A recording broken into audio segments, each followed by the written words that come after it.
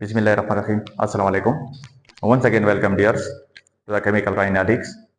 आज हम पार्ट 3 को कर रहे हैं और वो क्या है, रेट ऑफ रिएक्शन को ग्राफिकली हम रिप्रेजेंट करते हैं। रेट ऑफ रिएक्शन किस तरह ग्राफिकल रिप्रेजेंट होता है, इसी चीज को आज हमने करना है।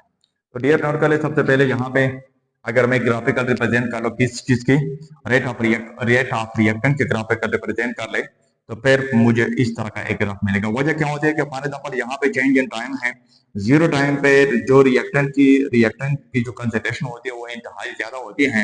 इसलिए जब यो इसी तरफ टाइम गुजरता है तो टाइम गुजरने के साथ साथ तो उसकी जो क्या होगी, यहाँ पे अगर मैं यू कर लो कि लेट सपोज ये मेरे पास टाइम है और यहाँ पे क्या है, कंसेंट्रेशन ऑफ ए है, यहाँ पे ज्यादा है। लेकिन इस तरह जब फॉर एग्जाम्पल ये 0 और यहाँ पे 1 सेकंड की तरफ जब हम आते हैं तो इस तरह 5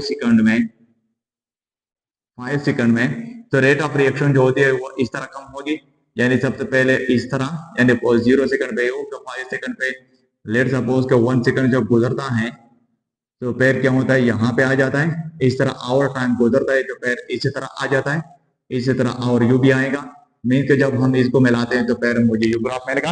मीन्स के जब हम रेट ऑफ रिएक्टेंट को हम करते हैं तो इसी तरह का ग्राफ मुझे मिलेगा। और ये ग्राफ मुझे यू शो करता है कि जब भी हम टाइम गुजरता है तो टाइम गुजरने के साथ साथ जो क्या होती है, रेट ऑफ जो रिएक्शन होती है या जो कंसेंट्रेशन ऑफ ए जो होती है क्या होती है, कम हो जाती है।